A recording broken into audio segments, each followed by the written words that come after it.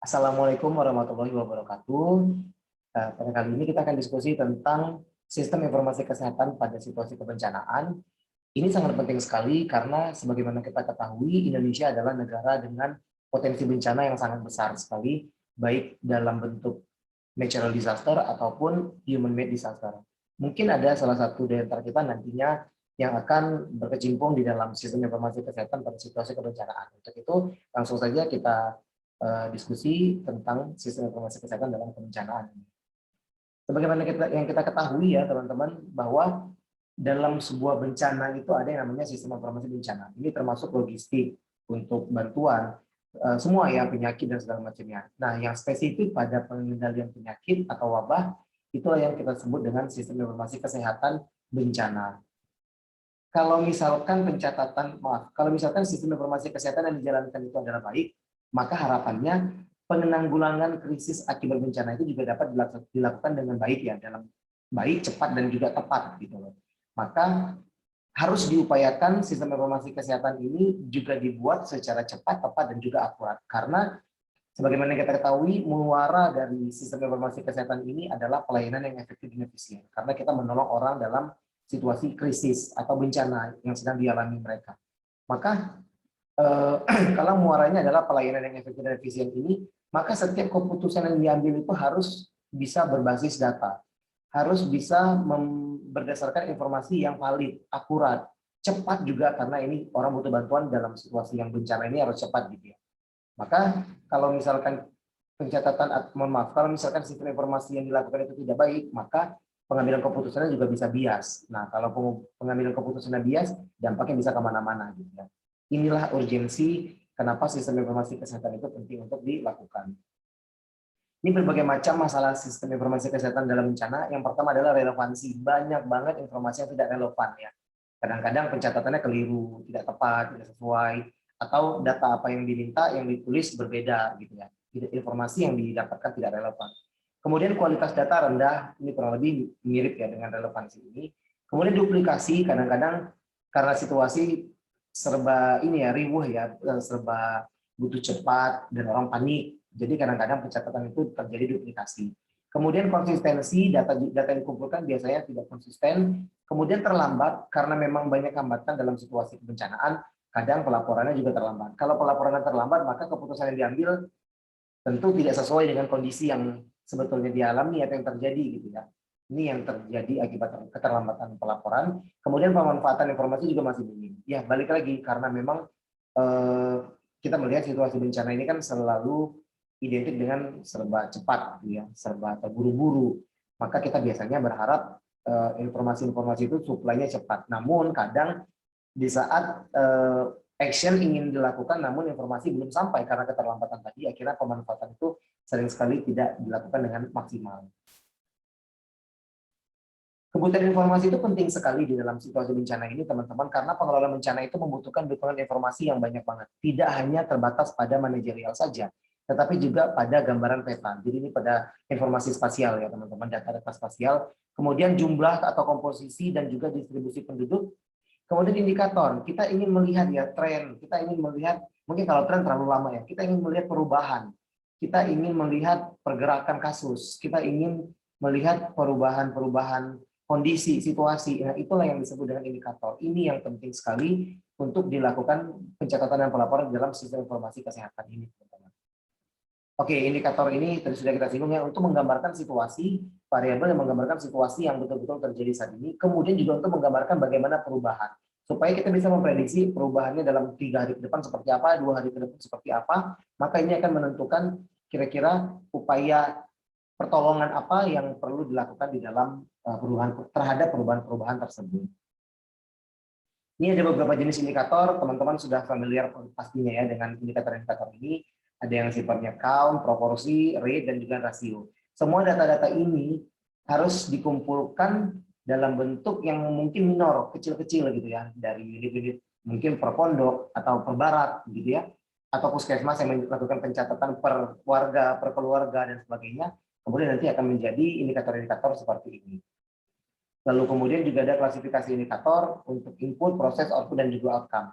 Harapannya karena kita tadi muara dari sistem informasi kesehatan ini adalah supaya pelayanan kesehatannya itu bisa berjalan efektif dan efisien, maka outcome yang kita harapkan tentu adalah turunnya angka kesakitan dan angka kematian penyakit di dalam situasi kebencanaan tersebut gitu ya.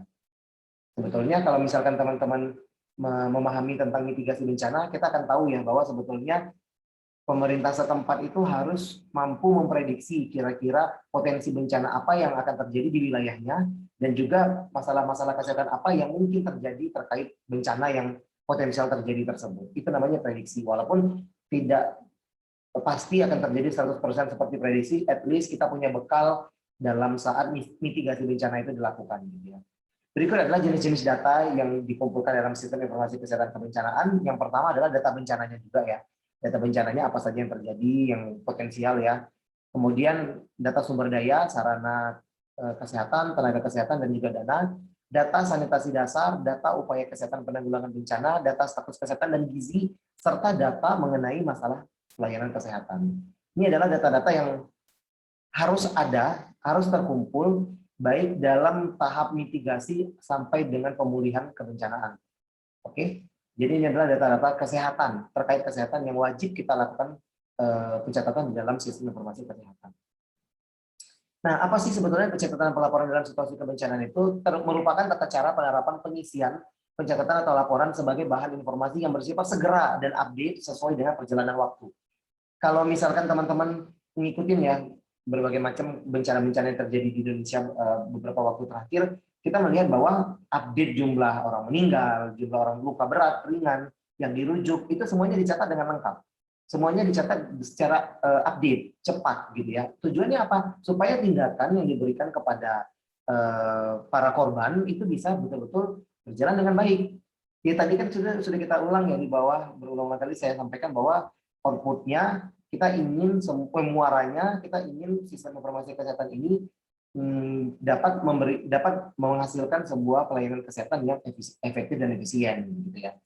Nah, ini ada prosedur yang dilakukan di dalam pencatatan dan pelaporan selama kebencanaan untuk sistem informasi kebencanaan. Yang pertama, persiapan formulir khusus rekam medis. Jadi rekam medis untuk wilayah bencana itu tidak sama dengan rekam medis di pelayanan kesehatan biasa ya, yang reguler teman-teman. Kemudian pasien datang dilakukan pelayanan perawatan terlebih dahulu sesuai dengan standar yang berlaku, karena memang mereka pasti butuh bantuan ya karena terdampak dari bencana, sehingga yang ketika mereka datang yang harus dilakukan tentu adalah perawatan dulu. Kemudian dilakukan pencatatan awal tentang identitas pasien. Setelah pasien normal dapat memberikan keterangan, dilakukan verifikasi data sesuai dengan format formulir yang tersedia, dilakukan rekapitulasi berkala formulir khusus rekam medis tersebut untuk dilaporkan pada tim informasi untuk penanganan data lebih lanjut. Penyimpanan formulir khusus ini disimpan pada sarana pelayanan kesehatan yang merawatnya. Biasanya ini dikumpulkan, direkap pada puskesmas ya teman-teman ya. Atau pada posko-posko kebencanaan yang berada di dekat wilayah bencana tersebut kalau memang lokasinya sudah diakses. Pencatatan itu yang pertama adalah pelayanan kesehatan dasar dan rujukan, kemudian penggunaan obat dan perbekalan kesehatan, penerimaan dan pendistribusian bantuan yang diterima dari dalam dan luar negeri, mobilisasi tenaga kesehatan dalam dan juga luar negeri. Ini hal-hal yang harus dicatat di dalam suatu kebencanaan. Ini dia komponen-komponen yang harus ada di rekam medis bencana. Tentu ini akan berbeda ya teman-teman dengan rekam medis pada umumnya yang ada di pelayanan kesehatan. Jadi bisa teman-teman lihat juga ini sumbernya sama, ini sumbernya masih dari Protap Pencatatan dan Pelaporan RSUD Sidoarjo. Kemudian ini pelaporan disampaikan pada kesempatan pertama dengan sarana komunikasi yang ada. Periodisasi atau kala waktunya disesuaikan dengan kebutuhan dan situasi serta kondisi di lapangan. Jadi kalau misalkan memang memungkinkan untuk update per jam, bagus banget gitu ya. Jadi bisa cepat action yang diberikan kepada korban. Tapi kalau misalkan pencatatannya, pelaporannya harus memakan waktu, sarana komunikasi juga terputus, maka ini bisa disesuaikan dengan kondisi dan situasi yang ada di lapangan. Kemudian pelaporan dilakukan berjenjang mulai dari koordinator di lapangan sampai ke tingkat provinsi dan pusat penanggulangan masalah kesehatan. Apabila pengungsi dalam jumlah besar dikondisikan untuk tetap tinggal di penampungan sementara untuk jangka panjang, terutama di daerah yang tidak terlayani dengan baik oleh vaskes yang ada, maka pengaturan khusus harus diadakan. Dan ada dua hal pengaturan khusus yang diberikan pada pengungsi yang ditempatkan dalam jangka waktu yang panjang ini. Yang pertama adalah pencegahan dan pengendalian penyakit. Yang kedua adalah pengadaan SIK. Jadi SIK yang dibuat di dalam situasi bencana yang membuat pasien atau korban harus dikarantina, harus dikondisikan untuk tetap tinggal lebih lama, maka ini pengadaan SIK-nya dibuat lebih khusus, teman-teman. Dan ini ada panduannya. Kita bisa lihat di dalam Pedoman Teknis Penanggulangan Krisis Kesehatan Akibat Bencana dari Kemenkes tahun 2007 ya. Pengorganisasian sistem informasi bencana itu mulai dari pusat, kita beli dari bawah ya, mulai dari puskesmas, kabupaten kota, provinsi, dan juga pusat. Untuk di pusat, penanggung jawabnya tentu adalah Kepala Pusat Penanggulangan Krisis, karena ini terkait krisis kebencanaan ya teman-teman. Nah, biasanya akan ditunjuk sebuah pelaksana teknis, dan yang tenaga pelaksana teknisnya yang melakukan monitoring ke lapangan itu minimal S1 berkemampuan pengelolaan data dan informasi. Di provinsi juga demikian, PJ-nya tentu saja Kepala Dinas Kesehatan Provinsi, namun pelaksana teknisnya bisa ditunjuk. Ya. Kemudian kabupaten kota juga Kepala Dinas Kesehatannya, pelaksana teknisnya juga bisa ditunjuk, dan juga tenaga pelaksana teknis yang melakukan monitoring ke lapangan, itu minimal pendidikannya D3 dan sama, ya punya kemampuan pengelolaan data dan informasi. Di puskesmas juga demikian, dan hanya saja berbedanya pendidikan untuk tenaga teknis di lapangan itu berpendidikan minimal SMA sederajat dan tentu punya kemampuan pengelolaan data dan juga informasi.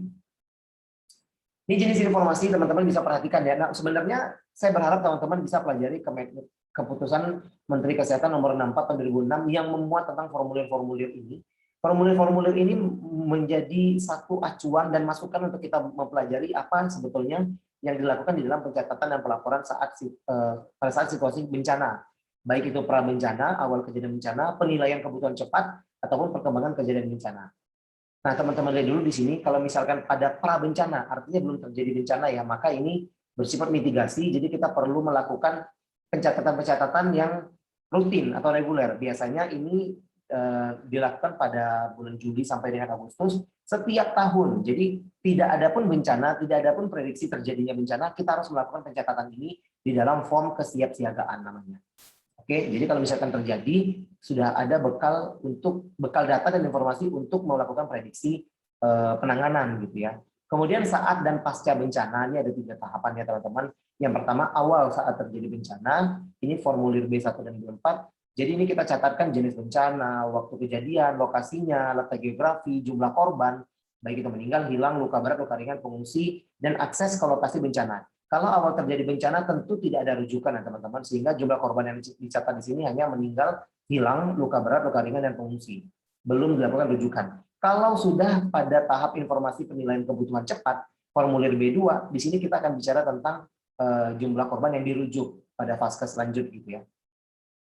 Kemudian informasi dan juga bertambah informasi tentang akses ke lokasi, kondisi sanitasi, kondisi logistik, dan juga upaya-upaya yang dilakukan supaya bisa memprediksi kebutuhan logistik di lokasi tersebut.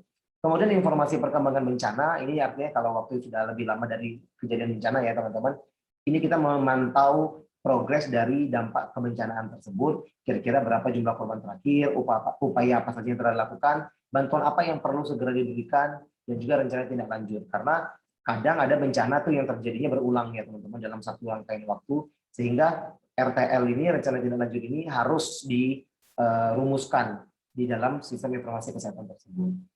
Ini juga sumber informasinya bisa teman-teman lihat. Kalau misalkan para bencana, ini kan pencatatan rutin ya yang kita lakukan. Jadi itu sumber informasinya dari dinkes, rumah sakit, instansi terkait, dan juga puskesmas. Kalau misalkan sudah terjadi bencana, mostly kita akan bicara sumber informasinya adalah masyarakat atau korban yang berada di lokasi. Oke? Atau pada layer berikutnya, itu adalah sarana pelayanan kesehatannya. Saya harapkan teman-teman bisa mempelajari lebih lanjut ya Kemenkes nomor 64 tahun 2006 ini, karena ini akan membantu kalian untuk memudahkan memahami apa saja yang dilakukan di dalam sistem informasi kesehatan dalam situasi bencana. Mohon maaf. Nah, ini alur penyampaian informasi. Kalau pada kesiapsiagaan, ini juga masih dalam dokumen yang sama ya. Kalau dalam kesiapsiagaan, teman-teman bisa lihat bahwa ini pencatatan yang rutin ya teman-teman. Jadi ini belum terjadi bencana, makanya kita biasanya mendapatkan data-data tuh ya dari pencatatan yang rutin lah intinya ya. Kalau sudah terjadi bencana, nih, informasi awal kejadian bencana, itu kita akan bicara tentang bagaimana informasi-informasi tersebut berasal dari puskesmas atau masyarakat yang berada di lokasi bencana. Ini yang paling penting sekali, dan ini akan bermuara sampai ke pusat. Tapi sebelum sampai ke sana, akan mampir dulu di dinkes, kota, kabupaten, provinsi, dan sebagainya. Ya. Karena ini ketika awal terjadinya bencana. Nah, ini penilaian kebutuhan cepat penanggulangan krisis. Ini juga sama ya teman-teman. Again, sumber informasinya itu adalah masyarakat dan juga puskesmas. Dan juga karena sudah ada pasien yang dirujuk ya, kalau misalkan sudah terjadi ini, maka kita biasanya akan akan mendapatkan informasi atau data-data dari rumah sakit umum setempat. Karena mungkin ada korban yang sudah sempat menyelamatkan diri dan mengakses pelayanan kesehatan rumah sakit. Kalau sudah penanggulangan krisis akibat bencana, ini juga udah lebih lengkap lagi. Kita akan melibatkan banyak sekali di sini ya teman-teman, agar penyampaian informasinya. Nah, demikian saja untuk pengantar. Saya akan memberikan tugas di iLearn untuk teman-teman sekalian, tapi dasarnya tidak lain dan tidak bukan adalah dari Kemenkes nomor 64 tahun 2006 ini. Kita akan melihat sebetulnya bagaimana dalam setiap tahapan bencana, mitigasi sampai pada pemulihan, kita akan melakukan pencatatan dan pelaporan di dalam sistem informasi kesehatan, karena biasanya yang kita catat itu adalah tentang situasi krisis atau wabah penyakit. Gitu ya. Demikian saja untuk video ini, semoga bermanfaat dan bisa teman-teman pahami. Kalau misalkan ada yang kurang berkenan atau kurang bisa dipahami, kita bisa lanjut di ini ya, di iLearn. Lebih kurangnya mohon maaf, terima kasih atas segala perhatian, terima kasih lagi untuk mata kuliah ini, karena ini adalah pertemuan terakhir ya di mata kuliah Sistem dan Teknologi Informasi Kesehatan. Demikian saja saya tutup, selamat siang, Assalamualaikum warahmatullahi wabarakatuh.